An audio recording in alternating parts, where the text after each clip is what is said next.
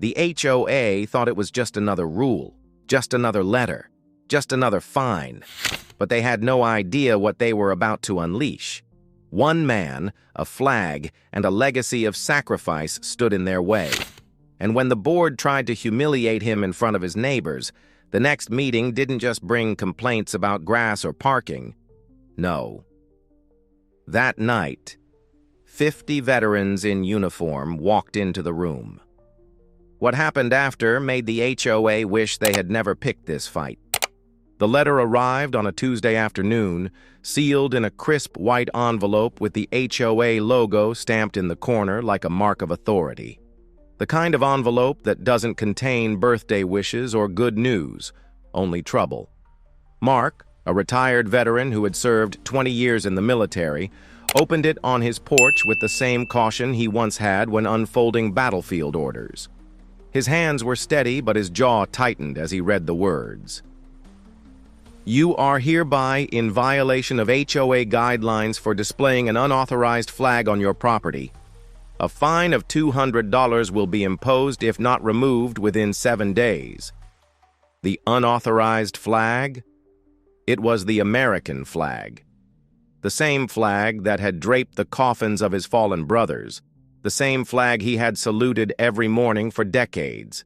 And now, his own neighborhood, the community where he had chosen to retire, was treating it like contraband. Mark's throat tightened. For a moment, he thought maybe it was a mistake, a clerical error. Surely no one in their right mind would punish a man for flying the very flag that symbolized freedom. But as his eyes scanned the letter again, the language was cold, deliberate, and clear. This wasn't a mistake. This was personal. The neighbor across the street, Linda, watched him from behind her lace curtains. She was on the HOA board and had always carried herself with an air of superiority, her lawn perfectly trimmed, her car spotless, her smile sharp enough to cut glass. She was the kind of woman who noticed everything and forgave nothing, and Mark knew in his gut that it was her. He could almost picture her at the meeting, whispering to the others, "That flag is too large, too distracting. It makes the neighborhood look unkempt." Mark stood there on the porch, flagpole beside him fluttering in the breeze, and for the first time since retirement, he felt a different kind of battle brewing. This wasn't about noise ordinances, paint colors, or driveway cracks. This was about respect. This was about the very thing he had risked his life for. And yet, here he was, reduced to a line item on an HOA violation sheet, treated like a nuisance rather than a man who had given everything for his country. His wife, Sarah, came outside with 2 mugs of coffee. She read the letter, her brow furrowing. "They can't be serious," she whispered, but Mark could see the fear in her eyes. They had lived here for 10 years. The HOA held power, real power. They could fine, they could sue, they could make life miserable. And for a moment, Sarah thought maybe it wasn't worth it. Maybe they should just take the flag down. But Mark didn't move. He stared at the letter, then at the flag, and then back at the row of houses with their manicured lawns and picture-perfect facades. A slow, determined fire lit behind his eyes. He had followed orders his whole life, but this wasn't an order. This was an insult, and he wasn't about to let it go unanswered. Because what the HOA didn't realize was that Mark was not a man who fought battles alone. That night, Mark didn't sleep. The letter sat on the kitchen counter under the soft glow of the overhead light, like a silent enemy daring him to surrender. He sat at the table long after Sarah went to bed, staring at it, replaying the words again and again. Unauthorized flag, $200 fine. Each phrase echoed in his mind like a drumbeat. He could still hear the voices of his brothers in arms from years ago, the ones who didn't make it home. He thought about the folded flags handed to widows, the way those families clutched them like lifelines. And now, some self-important HOA board thought they could strip the flag of its meaning, at least in his own yard. Mark's fists clenched as memories surged. He remembered the heat of the desert, the sting of sweat in his eyes, the deafening crack of gunfire. He remembered men falling beside him, and the one thing that always rose above the chaos, the flag, stitched into their uniforms, waving high over bases, reminding them why they were there. That cloth wasn't just fabric. It was sacrifice. It was blood. It was everything. And to be told it didn't belong here, in the land it represented, that was a betrayal deeper than words. The next morning, Sarah tried to reason with him. "Mark, please, don't do anything rash. These people, this HOA, they thrive on confrontation. Maybe we should just take it down until this blows over." Her voice trembled, not because she didn't understand his pride, but because she understood all too well what it meant to cross the board. They had ruined families before. They had buried neighbors under endless fines until they sold their homes in shame. Sarah was terrified they'd be next, but Mark didn't answer. Instead, he walked outside, coffee steaming in his hand, and looked up at the flagpole. The stars and stripes flapped against the morning sky, bold and unyielding. A few neighbors glanced over as they got into their cars. Some gave him small nods of respect, others turned away quickly, unwilling to take sides. But Mark noticed something. Even in their silence, some were watching with the same quiet fire in their eyes. He wasn't the only one who felt it. Later that day, as he walked to his mailbox, he overheard Linda's voice carrying from across the street. "It's about time someone put him in his place. These rules exist for a reason. If he can't follow them, maybe he doesn't belong here." Her words stung like acid, every syllable dripping with smug superiority. For a moment, Mark considered marching over and letting her have it right there in the driveway. But he didn't. He forced himself to stay quiet, because a soldier knows, you don't waste bullets before the real battle begins. Back inside, he sat at the table again and pulled out his phone. His hand hovered for a moment before scrolling to his contacts list. He knew this wasn't just about him anymore. If the HOA wanted a fight over the flag, then they were about to get one. And Mark had brothers who would never let him stand alone. Because when a veteran makes the call, people answer. Mark's thumb hovered over the phone screen, his chest tightening as if he were about to step onto a battlefield again. This wasn't combat in the desert, but it felt just as heavy, because this time the enemy was hiding behind HOA bylaws and smug smiles, and the battlefield was his own front yard. He scrolled down until he found a name he hadn't called in months, Gunner. Not his real name, of course. Nobody in their unit ever went by those. But Mark knew the moment Gunner picked up, it would all come rushing back. "Brother," Gunner's gravelly voice answered after one ring. "What's wrong?" He didn't even need pleasantries. Men like him could smell trouble through the line. Mark explained, slowly at first, but his voice grew stronger with each sentence. The violation letter, the fine, the flag, the smugness of the neighbor who whispered poison about him to the board. By the time he finished, there was silence. Then Gunner said, low and steady, "Send me the date of their next meeting. I'll be there." That was the moment Mark realized he had just lit a fuse. Over the next few days, word spread like wildfire through old contacts, the kind of network that never really dies. One by one, they called him back. Former Marines, Navy vets, Army brothers, Air Force buddies, each one reacted the same way, first with disbelief, then with laughter, the bitter kind that carried no joy, and finally with a firm, unwavering promise, "We've got your 6." By Thursday, Mark's phone was buzzing nonstop. He had men from 3 different states telling him they were driving down. Some hadn't seen him in years. Some barely kept in touch except for birthdays. But none of that mattered. When a veteran was disrespected, when the flag was disrespected, distance disappeared. They were brothers, and this was personal. Meanwhile, the tension on the street only thickened. Linda seemed to take pleasure in watching the flag flutter every morning, her lips twisting into a sneer as she jogged past with her tiny dog. She made loud comments to other neighbors, always just within earshot. "Some people think they're above the rules," she said once, laughing like it was a joke. But Mark knew her words were meant as daggers. Sarah worried constantly. "Mark, are you sure this is the way? What if the HOA doubles down? What if they fine us more or worse, try to foreclose?" Her eyes glistened with fear, but Mark reached across the table, placing his hand over hers. His voice was calm, but inside, his chest burned. "Sarah, I didn't spend years fighting overseas just to let some HOA bully me here. This isn't just about us anymore. It's about every family who's been pushed around, every neighbor too afraid to speak." And as Friday night settled in, Mark stood at his window, staring out at the quiet street. Somewhere out there, his brothers were already on the road, their headlights cutting through the darkness, heading straight toward the fight. The HOA had no idea what was coming, because this time, when Mark walked into that meeting, he wouldn't be walking in alone. The morning of the HOA meeting dawned with an eerie calm, as if the whole neighborhood sensed something was coming, but couldn't put a name to it.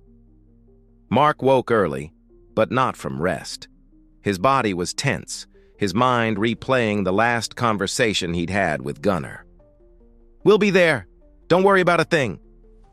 The words echoed like a battle cry, and for the first time in weeks, Mark felt something he hadn't felt since returning home: unshakable resolve. He put on his pressed shirt, tucked in his dog tags under the collar, and adjusted his belt as if gearing up for inspection.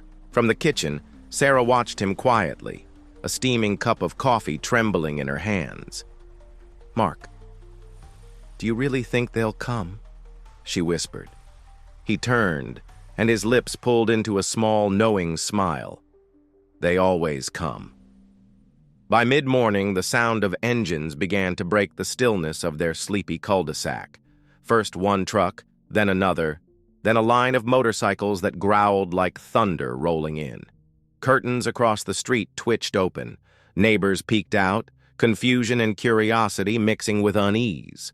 Linda, the smug board member, stepped onto her porch, shielding her eyes with one manicured hand. Her expression shifted from superiority to something else entirely, nervous recognition, as the men started to gather. They came in every shape and size, but all carried the same unshakable air. Marines with faded tattoos snaking up their arms, Army Rangers in worn leather jackets, Navy men who still stood ramrod straight even off duty. Some were older, silver streaking their hair, but their eyes burned with the same fire. They greeted Mark not with words, but with claps on the back, firm handshakes, and that unspoken bond of loyalty that outsiders could never understand. Soon his driveway overflowed with them, 50 strong. A wall of veterans, their presence impossible to ignore. Flags hung off motorcycles, patches glinted in the sun, and their very silence was intimidating. No one laughed, no one joked. They were here for one reason: to stand beside their brother. Inside her home, Linda frantically dialed her phone. Her voice carried faintly through the open window. There are men gathering. Yes, in front of his house. I don't know what he is planning." She cut herself off when she realized half of them were now staring directly at her window, their faces unreadable. She yanked the blinds shut. Sarah stood at the doorway, one hand pressed against her lips, her other clutching Mark's sleeve. "Oh my God, it's like an army," she breathed. Mark just nodded. His heartbeat was steady now. This was bigger than fines, bigger than bylaws. This was about respect, about dignity. And he knew the board wouldn't be ready. By late afternoon, when the sun began to dip low and cast the street in shades of orange and gold, the vets lined up behind Mark as he walked toward the community hall, 50 pairs of boots striking the pavement in unison. The sound wasn't deafening, but it carried. A warning, a promise. And as they reached the doors of that meeting, the chatter inside fell dead silent. The HOA meeting was already in progress when Mark pushed open the double doors, but the moment he stepped inside, every sound died. Conversations froze mid-sentence. Coffee cups hovered in trembling hands, and even the clicking of pens stopped. The sight was impossible to ignore.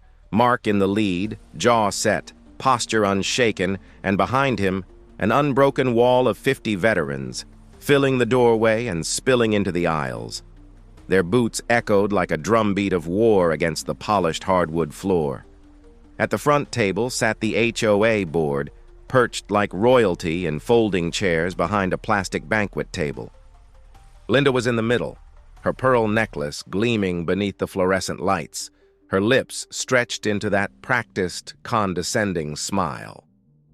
But when her eyes landed on the crowd that followed Mark, her composure cracked. She blinked, faltered, and clutched her stack of violation papers tighter.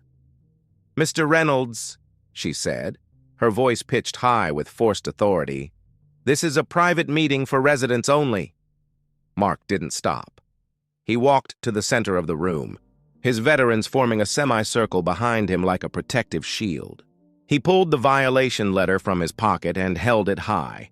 His voice carried across the room, deep, steady, and laced with restrained fire.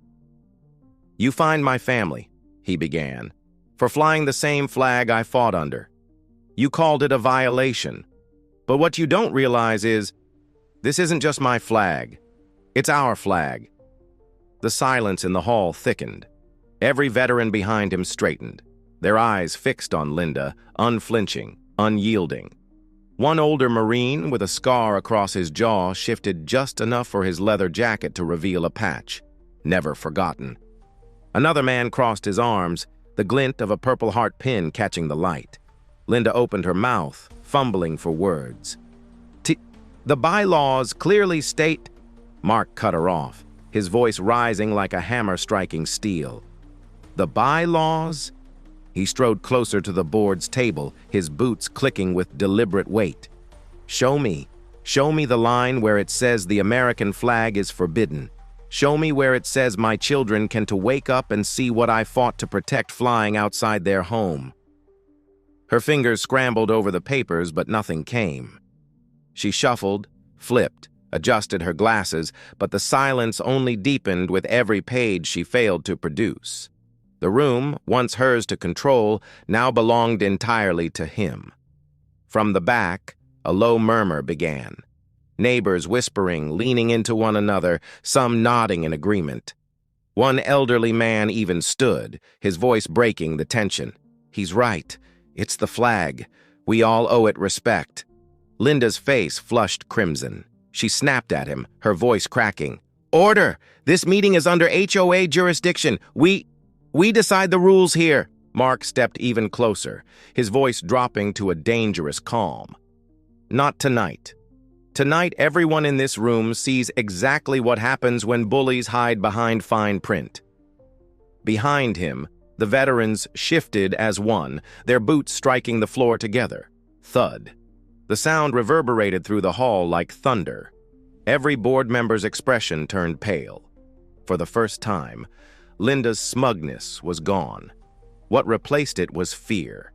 The air inside that meeting room felt electric, like a thunderstorm about to break. You could almost hear the heartbeat of every person there, pulsing against the silence. The HOA board, once smug, once untouchable, looked like a row of children caught red-handed. Linda shuffled her stack of papers again, desperately pretending to find authority in ink and bylaws, but her trembling hands betrayed her. Then it happened. One of the veterans, a tall, broad-shouldered man with silver hair and a steady gaze, stepped forward. He didn't shout. He didn't raise a fist. His voice was calm, but it carried the weight of decades of discipline. "My name is Sergeant Cole," he said. "I served 22 years in the United States Army. And I'll tell you this, every man and woman standing behind Mark tonight carried the same flag you tried to fine him for. Some of us carried it into war zones. Some of us buried brothers beneath it. And you dare tell this man it violates your rules?" The words hit like artillery fire. Gasps rippled across the audience. Neighbors who had once kept quiet began whispering louder now, some openly glaring at the board. A few even clapped before stopping themselves, unsure if applause was allowed in a meeting that suddenly didn't belong to the HOA anymore. Linda's face twisted. She slammed her hand down on the table. This is intimidation! This is not how civilized communities operate! Mark stepped forward again, eyes blazing. No, Linda. This is accountability.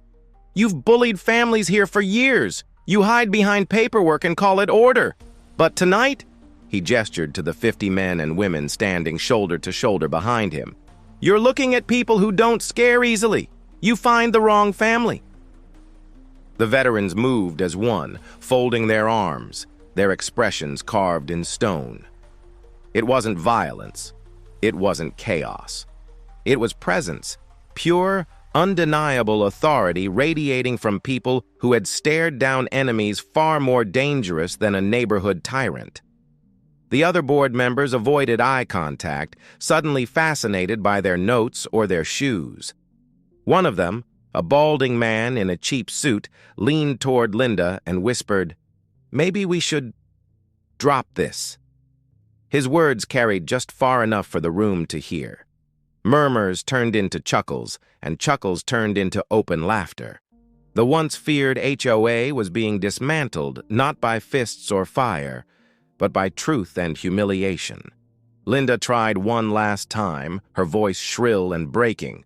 "The rules are clear. We are the governing body here, and if you don't like it, you can move." Mark didn't flinch. His reply was low, sharp, and final. "No, Linda. If you don't like the flag, maybe you should move."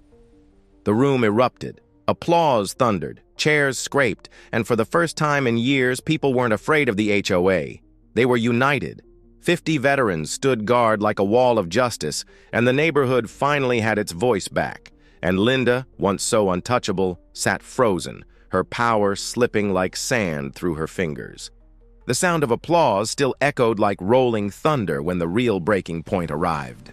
Linda, red-faced and shaking, tried to regain control.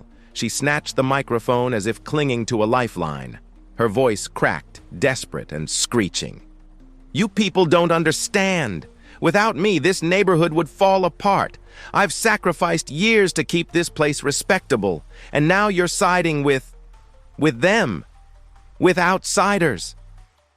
She pointed a trembling finger at the veterans, her arrogance spilling into panic. But her words didn't land the way she expected. Instead of sympathy, a wave of disgust swept through the room. A neighbor from the back, a quiet man who'd once been fined for having the wrong shade of mailbox, stood up. His voice carried with surprising strength. "No, Linda, you didn't sacrifice anything. You punished us. You fined us for flowers, for flags, for living in our own homes. You made people afraid to enjoy their lives. And now, you finally got caught." The room buzzed with energy. Dozens of heads nodded. Someone shouted, "She's the reason I almost sold my house." Another, "We're tired of your nonsense, Linda." Mark felt the tide shifting. This wasn't just about his flag anymore. It was about years of pent-up frustration that Linda had buried beneath fear and paperwork. The veterans didn't move, but their presence acted like a shield, giving neighbors courage they'd never had before. And then, like a final nail in the coffin, Mark pulled out a folder. Calmly, deliberately, he opened it on the table in front of Linda. "These," he said, his voice cutting through the chaos, "are the community bylaws. The same ones you've been quoting all night. Funny thing is, Linda, you forgot the part that states federal and state laws always override HOA rules. Which means my flag, protected, your fines, illegal, and your authority." He leaned closer, his words a dagger. "Worthless." Gasps filled the room. The veterans didn't need to speak. The neighbors didn't need more convincing. The truth had just detonated in front of everyone. Linda's face crumpled. Her mouth opened, but no sound came out. The once dominant tyrant sat powerless, staring at the proof of her own downfall. Sweat beaded on her forehead, her hands twitching as if still searching for a way out. The board members shifted uncomfortably. One finally spoke, his tone nervous but firm. I think we should formally dismiss this fine, effective immediately." That was it. The dam burst. The crowd erupted into cheers, clapping so loudly the walls seemed to vibrate. Neighbors hugged. Veterans smiled faintly, their job done without lifting a single fist. And Linda? She shrank back in her chair, small and forgotten, as the room she once ruled celebrated her defeat. Mark stood tall, the American flag outside his house shining brighter than ever in everyone's mind. For the first time in a long time, he wasn't just a homeowner. He was a symbol. Justice hadn't whispered that night. It roared. When the meeting ended, people lingered in the room like they didn't want the night to end. Neighbors who had barely spoken in years were shaking hands, smiling, and, for the first time, looking at each other like allies instead of strangers. The veterans quietly slipped out, their presence still heavy in the air, like a storm that had passed but left the sky permanently changed. Mark walked outside under the night sky, his steps light, his chest no longer weighed down by injustice. As he looked at the flag fluttering above his porch, illuminated in the soft glow of the streetlight, he realized something. This fight had never been about fabric or metal poles. It had been about dignity, about the right to stand tall in your own home without fear of being crushed by petty power. And in that moment, he understood something deeper. Tyranny doesn't always come from governments or armies. Sometimes it comes dressed in a neighbor's polo shirt, armed with clipboards and fines. But no matter how small or quiet injustice tries to disguise itself, it can't survive when people stand together. Linda had tried to make him feel powerless.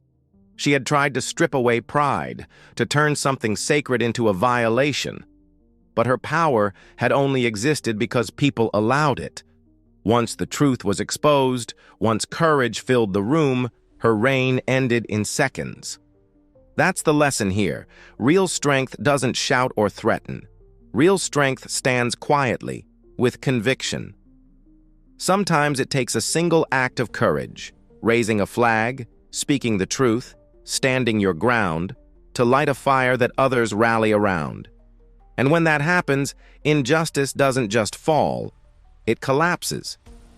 So if you've ever been underestimated, mocked, or pushed into silence, let this story remind you.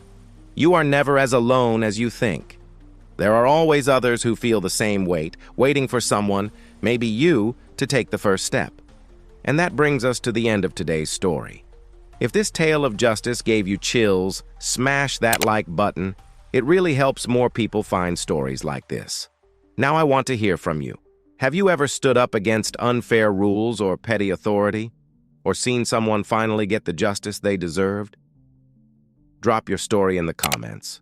I read every single one. And of course, if you want more of these powerful revenge stories where the underdog finally wins, don't forget to subscribe and ring that notification bell. Because trust me, you won't want to miss what's coming next. This is Book Wisdom Central, reminding you, no matter how small the battle, justice always finds its way. Until next time, stay strong, stay bold, and never let anyone dim your light.